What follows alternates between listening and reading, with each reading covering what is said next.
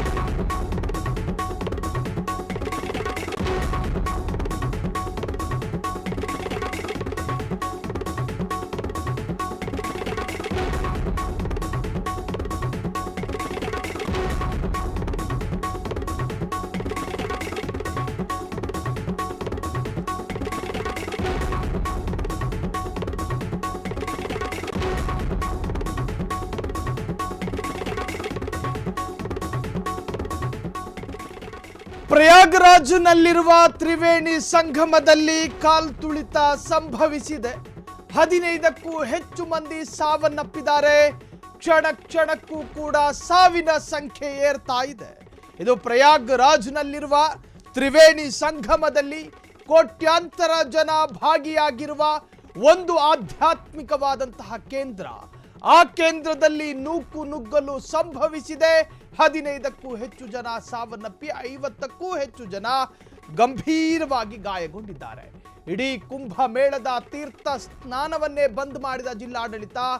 ಕಾಲ್ತುಳಿತ ಸಂಭವಿಸುತ್ತಲೇ ಪವಿತ್ರ ಸ್ನಾನದ ಅಖಾಡಗಳು ಬಂದ್ ಆಗಿದೆ. 10 ಕೋಟಿಗೂ ಹೆಚ್ಚು ಜನ ಸೇರಿರುವ ಪ್ರಯಾಗ್ರಾಜ್ ಬೆಳಿಗ್ಗೆಯಿಂದ ಈವರೆಗೂ 1.5 ಕೋಟಿಗೂ ಅಧಿಕ ಜನರಿಂದ ತೀರ್ಥ ಸ್ನಾನ. ನೂಕು ನುಗ್ಗಲು ಉಂಟಾದ್ರಿಂದ ಎಲ್ಲೆಲ್ಲೂ ಕಾಲ್ತುಳಿತ ಸಂಭವಿಸಿದೆ. ಸಾವಿನ ಸಂಖ್ಯೆ ಇನ್ನಷ್ಟು ಹೆಚ್ಚುವ ಸಾಧ್ಯತೆಗಳು ಕೂಡ ವ್ಯಕ್ತವಾಗ್ತಾ ಇದೆ. ಆತಂಕ, ಗೊಂದಲ. ಘಟನೆಯ ಸಂಪೂರ್ಣ ಮಾಹಿತಿ ಪಡೆದ ಪ್ರಧಾನಿ ನರೇಂದ್ರ ಮೋದಿ ಮೊನ್ನೆ ತಿರುಪತಿಯಲ್ಲೂ ಕೂಡ ಇದೇ ತರಹದ ಒಂದು ದುರಂತ ಸಂಭವಿಸಿತ್ತು. ಆ ದುರಂತದಿಂದ ಎಚ್ಚೆತ್ತುಕೊಳ್ಳಬೇಕಾಗಿತ್ತು. ನೋಡಿ, 1-2 ಲಕ್ಷ ಕೋಟಿ ಜನ ಅಲ್ಲ ಅಲ್ಲಿ ಸೇರ್ತಾ ಇರೋದು, ಕೋಟ್ಯಾಂತರ ಜನ. ನಾನಾ ಭಕ್ತಾದಿಗಳು ಕೂಡ ಅಲ್ಲಿ ಬರ್ತಾರೆ. ಒಂದು ಸ್ಥಳದಲ್ಲಿ ಕೋಟ್ಯಾಂತರ ಜನ ಸೇರ್ತಾರೆ ಅನ್ನುವಾಗ ಅಲ್ಲಿನ ಜಿಲ್ಲಾಡಳಿತ ಒಂದಷ್ಟು ವೈಜ್ಞಾನಿಕವಾದಂಥ ಕ್ರಮಗಳನ್ನು ಕೈಗೊಳ್ಳಬೇಕಾಗುತ್ತೆ. ನೋಡಿ, ತಿರುಪತಿಯಲ್ಲಿ ಮೊನ್ನೆ ಒಂದು ಕಾಲ್ತುಳಿತ ಸಂಭವಿಸಿತು. ಒಂದು ಕಿರಿದಾದ ಸ್ಥಳ, ಕೇವಲ 1,000 ಜನ ಹೋಗಬಹುದಾದಂತಹ ಸ್ಥಳದಲ್ಲಿ ಸಾವಿರಾರು ಜನರನ್ನು ಅಲ್ಲಿ ಕಳುಹಿಸಲಾಯಿತು. ಅಲ್ಲಿ ಮಿತಿ ಮೀರಿದ ಜನಜಂಗುಳಿಯಿಂದ ಕಾಲ್ತುಳಿತ ಸಂಭವಿಸಿತು, ಸಾವು ನೋವುಗಳಾಯಿತು. ಅದರಿಂದ ಒಂದಷ್ಟು ಪಾಠ ಕಲಿಬೇಕಾಗಿತ್ತು. ಆದರೆ ಇಲ್ಲಿ ಒಂದು ಆಧ್ಯಾತ್ಮಿಕ ಕೇಂದ್ರ, ಕೋಟ್ಯಾಂತರ ಭಕ್ತಾದಿಗಳು ಕಂಟ್ರೋಲ್ ಮಾಡೋದಕ್ಕೆ ಸಾಧ್ಯ ಆಗ್ತಾ ಇಲ್ಲ. ಬೆಳಿಗ್ಗೆಯಿಂದ ಈವರೆಗೆ 1,500 ಜನ ನೂಕು ನುಗ್ಗಲು ಉಂಟಾದ್ರಿಂದ ಎಲ್ಲೆಲ್ಲೂ ಕಾಲ್ತುಳಿತ ಸಂಭವಿಸಿದೆ. ಸಾವಿನ ಸಂಖ್ಯೆ ಇನ್ನಷ್ಟು ಹೆಚ್ಚುವ ಸಾಧ್ಯತೆಗಳು ಕೂಡ ವ್ಯಕ್ತವಾಗ್ತಾ ಇರುವಂತಹದ್ದು. ಘಟನೆಯ ಸಂಪೂರ್ಣ ಮಾಹಿತಿಯನ್ನ ಈಗಾಗಲೇ ಪ್ರಧಾನಿ ನರೇಂದ್ರ ಮೋದಿ ಪಡೆದುಕೊಂಡಿದ್ದಾರೆ. ಮೊನ್ನೆ ತಿರುಪತಿಯ ಮಹಾ ದುರಂತ ಮಾಸುವ ಮುನ್ನವೇ ಕುಂಭಮೇಳದಲ್ಲಿ ಮಹಾ ದುರಂತ ಸಂಭವಿಸಿದೆ. ಪ್ರಯಾಗ್ರಾಜ್ ಕುಂಭಮೇಳದಲ್ಲಿ ಭೀಕರ ಕಾಲ್ತುಳಿತ, 15ಕ್ಕೂ ಹೆಚ್ಚು ಮಂದಿ ಸಾವನ್ನಪ್ಪಿರುವ ವರದಿಗಳು ಸಿಗ್ತಾ ಇರುವಂತಹದ್ದು. ತ್ರಿವೇಣಿ ಸಂಗಮದಲ್ಲಿ ಭಕ್ತರ ಕಾಲ್ತುಳಿತ. ಮೌನಿ ಅಮಾವಾಸ್ಯೆ ನಿಮಿತ್ತ ಇಂದು 10 ಕೋಟಿಗೂ ಹೆಚ್ಚು ಜನ ಸೇರುವಂತಹ ನಿರೀಕ್ಷೆಗಳಿದಾವೆ. ಹಾಗಾದ್ರೆ ವೈಜ್ಞಾನಿಕವಾದಂತಹ ಕ್ರಮಗಳು ಇಲ್ಲದೆ ಇದ್ದಿದ್ದರಿಂದ ಈ ತರಹದ ಒಂದು ಕಾಲ್ತುಳಿತ ಸಂಭವಿಸಿರಬಹುದು ಎಂದು ಶಂಕಿಸಲಾಗಿದೆ. ಇಡೀ ಕುಂಭಮೇಳದ ತೀರ್ಥ ಸ್ನಾನವನ್ನೇ ಬಂದ್ ಮಾಡಿದೆ ಅಲ್ಲಿನ ಜಿಲ್ಲಾಡಳಿತ. ಕಂಟ್ರೋಲ್ ಮಾಡೋಕ್ಕಾಗ್ತಾ ಇಲ್ಲ. ನಾಕಾಬಂದಿಗಳನ್ನ ಇಟ್ಟರೂ ಕೂಡ ಅಲ್ಲಿ ಜನ ಕಂಟ್ರೋಲಿಗೆ ಬರ್ತಾ ಇಲ್ಲ. ಆಧ್ಯಾತ್ಮಿಕ ಕೇಂದ್ರದಲ್ಲಿ ಜನರ ಮನಸ್ಸು ಮತ್ತು ಶರೀರ ಮತ್ತು ಮೆದುಳು ಎಲ್ಲವೂ ಕೂಡ ಆಧ್ಯಾತ್ಮಿಕ ಚಿಂತನೆಯಲ್ಲಿರುತ್ತೆ. ಹಾಗಿದ್ದಾಗ ಅಲ್ಲಿ ನಿಯಂತ್ರಿಸುವ ಸೋಗಿನಲ್ಲಿ ಪೊಲೀಸರೇನಾದರೂ ಲಾಠಿ ಪ್ರಹಾರ ಮಾಡಿದ್ರು ಕೂಡ ಮಹಾ ದುರಂತಕ್ಕೆ ಕಾರಣ ಆಗುತ್ತೆ. ಕಾರಣ ಒಂದು ಆಧ್ಯಾತ್ಮಿಕ ಕೇಂದ್ರದ ಜನರನ್ನ ನಿಯಂತ್ರಿಸಬೇಕಾದ್ರೆ ಪೊಲೀಸರು ಶಾಂತ ರೀತಿಯಲ್ಲಿ ವರ್ತಿಸಬೇಕಾಗುತ್ತೆ. ಇಲ್ಲದಿದ್ದರೆ ಮಹಾ ದುರಂತವನ್ನ ಎದುರು ಹಾಕಿಕೊಂಡಂಗಾಗುತ್ತೆ. ಹಾಗಾಗಿ ಪೊಲೀಸರು ಹರಸಾಹಸ ಪಡ್ತಾ ಇದ್ದಾರೆ. ತೀರ್ಥ ಸ್ನಾನ ಮಾಡೋದನ್ನು ಕೂಡ ಈಗ ಬಂದ್ ಮಾಡಲಾಗಿದೆ. ಸೊ ಒಟ್ಟಾರೆ ಕುಂಭಮೇಳದಲ್ಲಿ ಮಹಾ ದುರಂತದ ಛಾಯೆ ಆವರಿಸಿಕೊಂಡಿದೆ. ಕ್ಷಣ ಕ್ಷಣಕ್ಕೂ ಕೂಡ ಸಾವಿನ ಸಂಖ್ಯೆ ಹೆಚ್ಚಾಗ್ತಾ ಇದೆ. ಇವತ್ತು ಅಮಾವಾಸ್ಯೆಯ ನಿಮಿತ್ತ 10 ಕೋಟಿ ಜನ ಸೇರುವಂತಹ ನಿರೀಕ್ಷೆಗಳನ್ನ ಅಲ್ಲಿನ ಜಿಲ್ಲಾಡಳಿತ ನಿರೀಕ್ಷೆ ಮಾಡಿಕೊಂಡು ಕೂತಿದೆ. ಜನ ಸೇರಿದ್ರಿಂದಾಗಿ ನೂಕು ನುಗ್ಗಲು ಸಂಭವಿಸಿದೆ ಎಂದು ಹೇಳಲಾಗ್ತಾ ಇದೆ.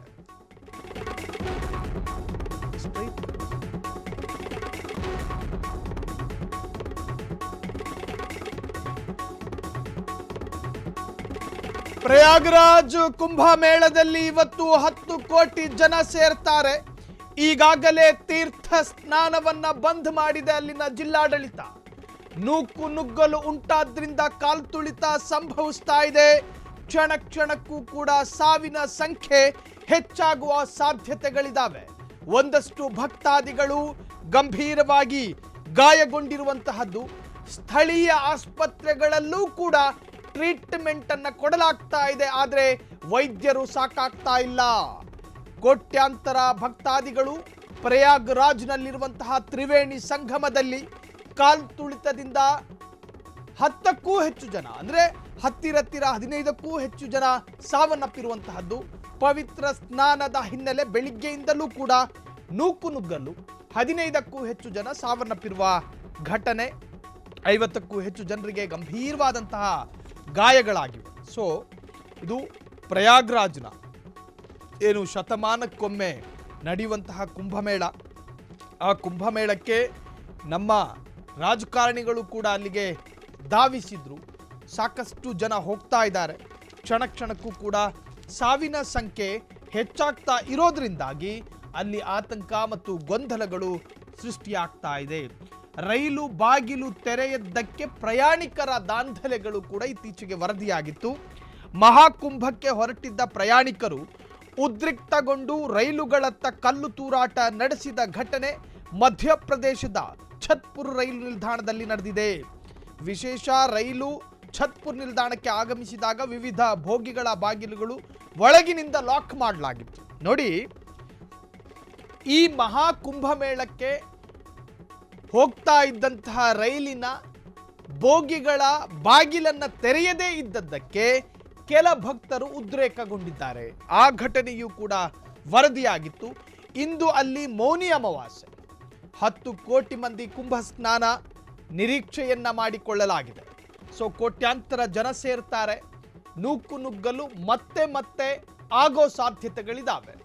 ಕಾಲ್ತುಳಿತ ಸಂಭವಿಸುತ್ತಲೇ ಪವಿತ್ರ ಸ್ನಾನದ ಅಖಾಡಗಳು ಬಂದ್ ಮಾಡಲಾಗಿದೆ. ಅಲ್ಲಿನ ಸ್ನಾನ ಗೃಹದ ಅಥವಾ ಸ್ನಾನಕ್ಕೆ ಹೋಗುವ ಜಾಗವನ್ನ ಈಗಾಗಲೇ ಬಂದ್ ಮಾಡಲಾಗಿರುವಂತಹದ್ದು ಅಲ್ಲಿನ ಜಿಲ್ಲಾಡಳಿತ. ಕ್ಷಣ ಕ್ಷಣಕ್ಕೂ ಕೂಡ ಲಕ್ಷಾಂತರ ಭಕ್ತರು ಸೇರ್ತಾ ಇದ್ದಾರೆ ಆ ಒಂದು ಸ್ಥಳದಲ್ಲಿ.